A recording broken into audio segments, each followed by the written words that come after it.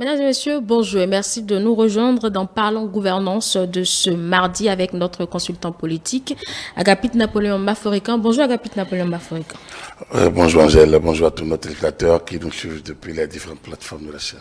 Alors, les députés se retrouvent aujourd'hui en session pour le débat d'orientation budgétaire, mais également à l'ordre du jour, la désignation de leurs représentants au sein de la Haute Cour de justice après le rendez-vous manqué de la dernière fois pour manque de consensus sur le mode de répartition. On va parler de la Haute Cour de justice. Concrètement, quelle est cette institution, Agapit Napoléon Maforican? On va s'en parler aussi de la loi d'orientation budgétaire. Quand on aura le rapport, certainement, ou peut-être pas. C'est une question de gouvernance. Absolument. Au moins expliquer le processus. Pourquoi parle-t-on de débat d'orientation budgétaire alors qu'il y a après le débat sur le budget même de l'État, exercice 2024. X plus 1 à la 2024. Donc, on pourrait y arriver une autre fois. Oui.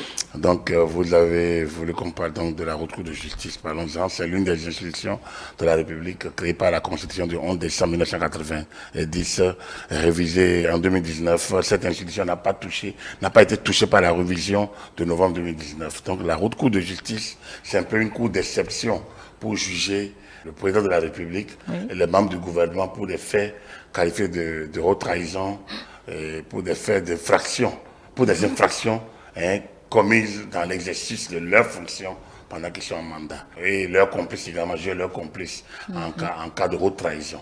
Donc ça fait, vous voyez, ça a assez de notions, haute trahison, infraction, outrage, donc c'est assez de mots clairement définis par le code pénal, qui permettent donc clairement aux juges, à ceux qui poursuivent, donc de connaître un peu le contenu et le mode de qualification de chaque infraction avec les éléments qui la constituent. Donc ce n'est que la Cour du gouvernement et de son président. C'est la Cour mise en place pour juger de manière exceptionnelle, donc exception de juridiction. Eux, ils bénéficient de ce qu'on appelle l'exception de juridiction.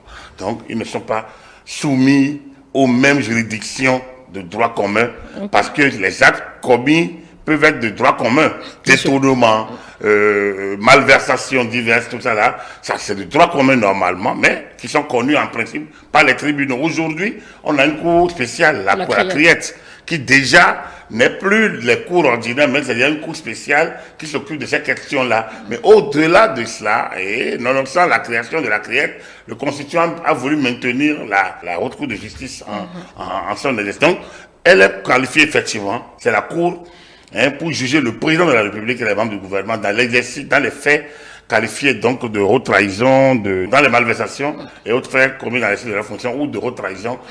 Là, ça concerne également leurs complices. Ouais. C'est-à-dire qu'il y a leurs complices quand il est question donc de complot, voilà, contre la sûreté de l'État. Donc, comme le dit donc l'article 130 donc de la Constitution du 11 décembre. Je pense que c'est l'article 135 de la Constitution du 11 décembre 1990. Donc, haute trahison, malversation et autres, tout ça, c'est président de la République, membre du gouvernement. Lorsqu'il y a complot contre la sûreté de l'État, on ajoute les complices. D'accord. Et pour les députés, peut-être ça c'est une parenthèse, c'est pas la même cour. Non. Les députés sont pas jugés par... Quand c'est en flagrant délit, bien sûr. Les députés sont couverts par l'immunité parlementaire et donc ils peuvent être poursuivis pour leurs déclarations faites au prétoire, enfin au Parlement, dans l'enceinte de l'hémicycle, dans l'exercice de leur fonction de député, ils peuvent être poursuivis. Mais en flagrant délit, ils peuvent l'être et dans selon certains cas, on peut demander la levée de leur immunité parlementaire et donc ils sont soumis aux juridictions normales. D'accord. Alors, prochaine question. Est-ce qu'elle siège cette cour en tant que tribunal? Il faut d'abord voir sa composition, sa constitution, pour parler de la manière dont elle siège. D'accord, sa composition. Parce que c'est une cour spéciale.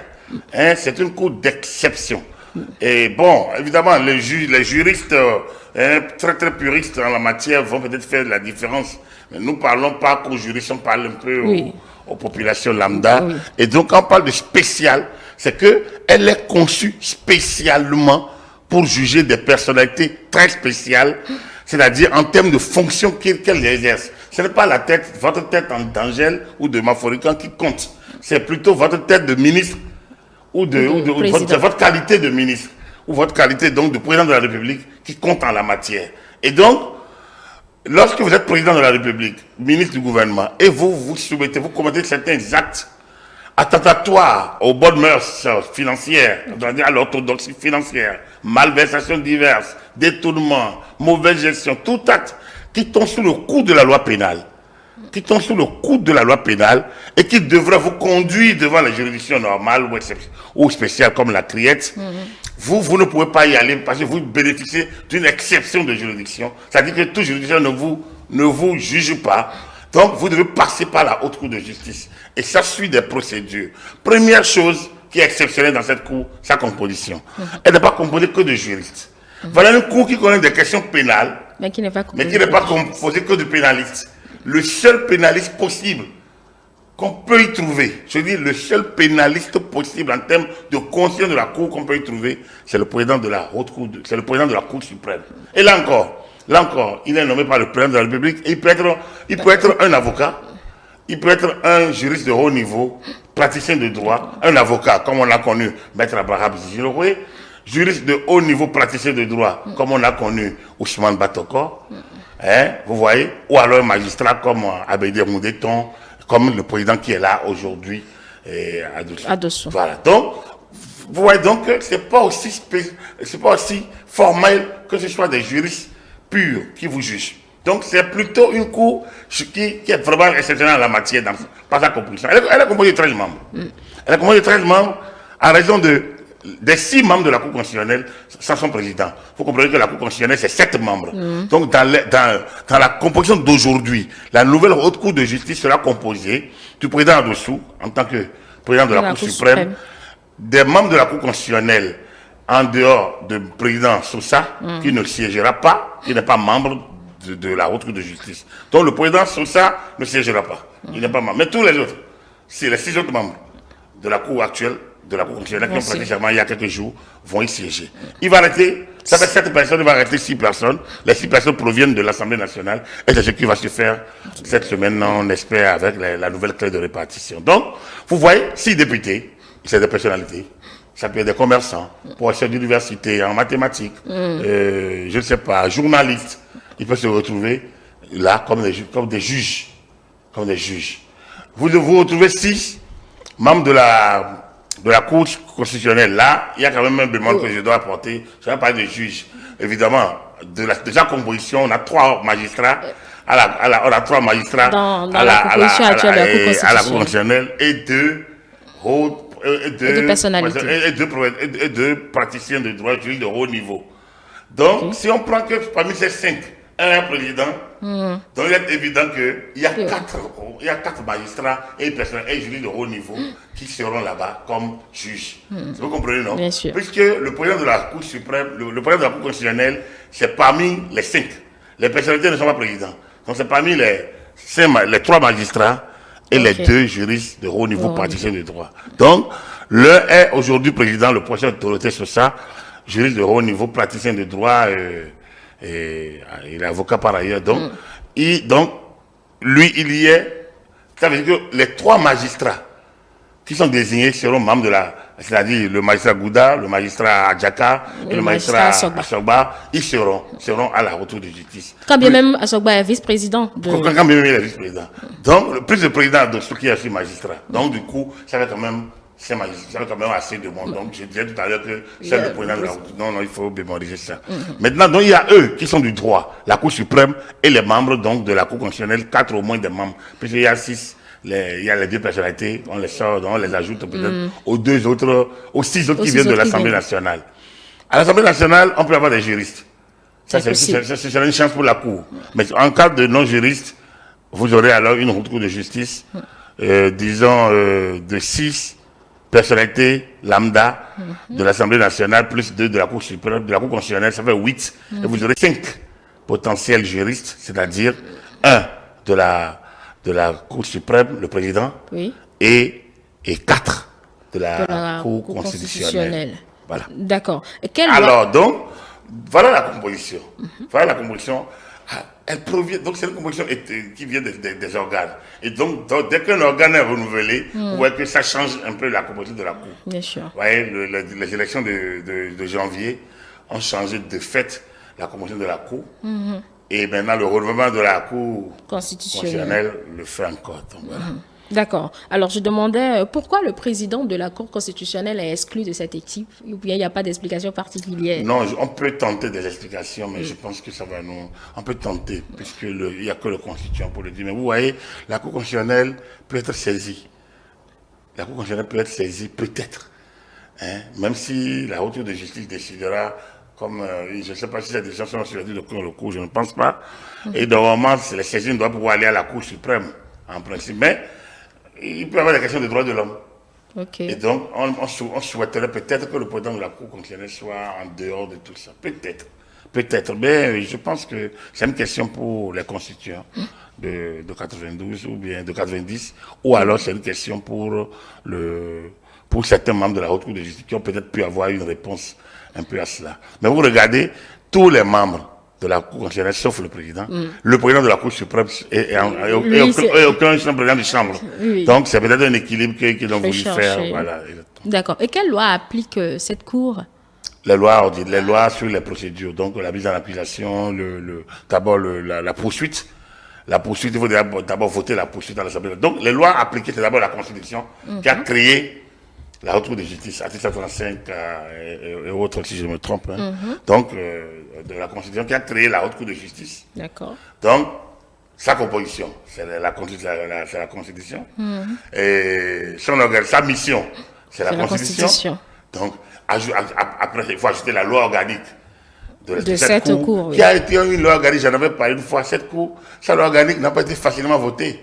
Ah bon? Ah oui, c'est une loi, la loi c'est une loi de 93. Mais promulguée en 99. Donc vous avez vu les péripéties. Elle a connu tellement de péripéties parce qu'il y a eu beaucoup de va-et-vient entre l'Assemblée nationale et la Cour constitutionnelle. C'était compliqué. Que, justement, c'est quand même la Cour, comme vous l'avez dit, qui juge du président de la République et les ministres. Donc ça a été vraiment tendu dans la mise en place de cette loi. Alors, cela dit, elle applique les lois, donc la Constitution, son règlement intérieur qui donne un peu son fonctionnement. Tout à l'heure, je parlais tout à l'heure donc de la mise en accusation. Donc il y a d'abord la poursuite, il faut d'abord voter la poursuite. Ça veut dire quoi? Lorsqu'un ministre est dans une situation où on a besoin de le poursuivre, il faut que la poursuite soit votée encore par l'Assemblée nationale à une majorité qualifiée. C'est déjà pas facile. Et alors, on peut compter des ministres, depuis 90, combien de ministres ont pu passer à la trappe? Bon. Premier, c'est Adiou.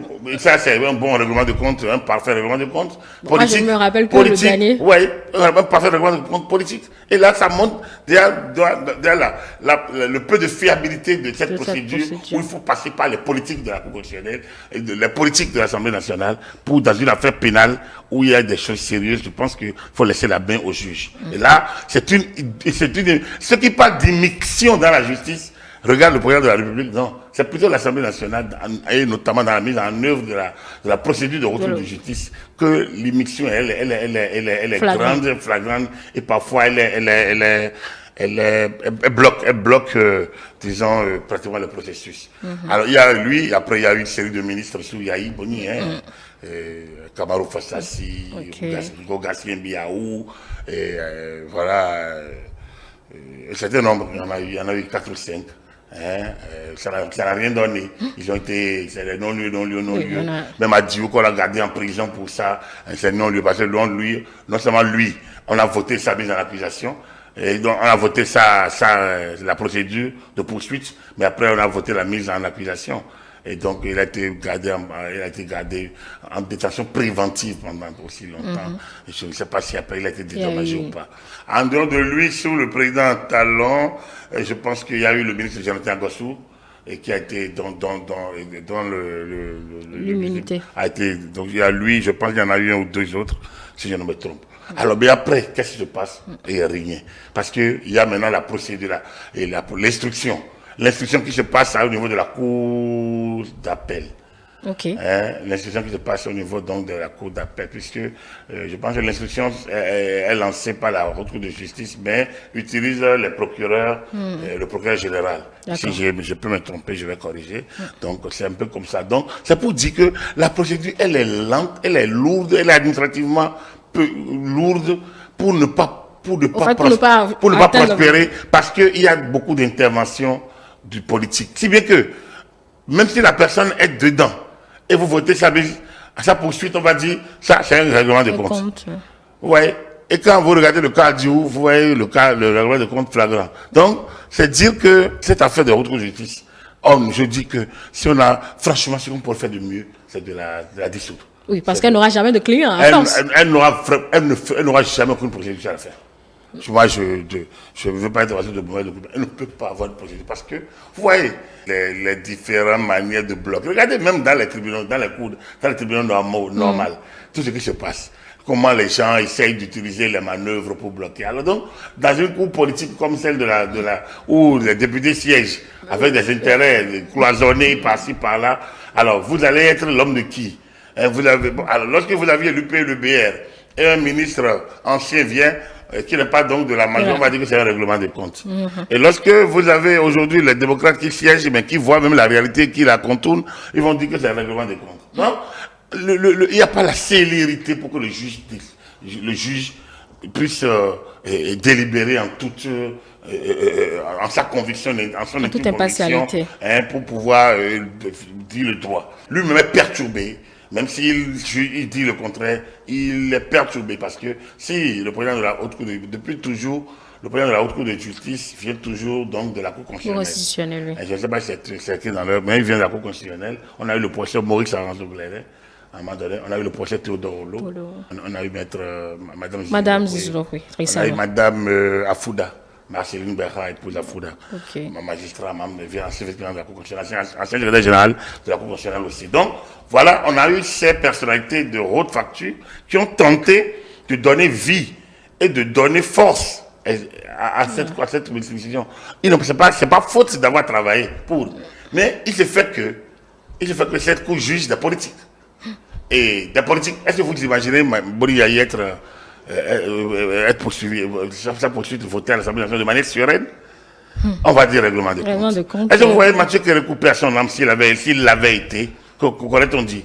Est-ce que vous pensez que Patrice Talon, une fois qu'il était au pouvoir, qu'on dit qu'on va voter, avec quelle sérénité? Il est évident que, clairement, cette institution ne peut pas aller. Pourquoi persistons à la garder? Franchement, je ne sais pas. Là, il faut, je pense que... Oui, c'est pour trouver une seconde partie pour les membres de la Cour constitutionnelle, c'est aussi possible. C'est bizarre. Moi, j'estime qu'il y a des institutions qu'on doit avoir le courage de... Ça pourrait même être des cours ad hoc. C'est-à-dire quoi? Au lieu que... ça soit permanent. C'est des cours qui peuvent être constitués comme les cours marginaux.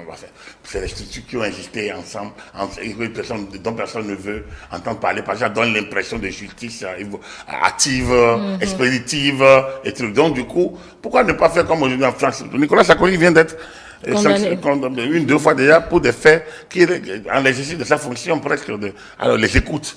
Donc, bon, de la trompe est poursuivi. Donc, laissons le droit.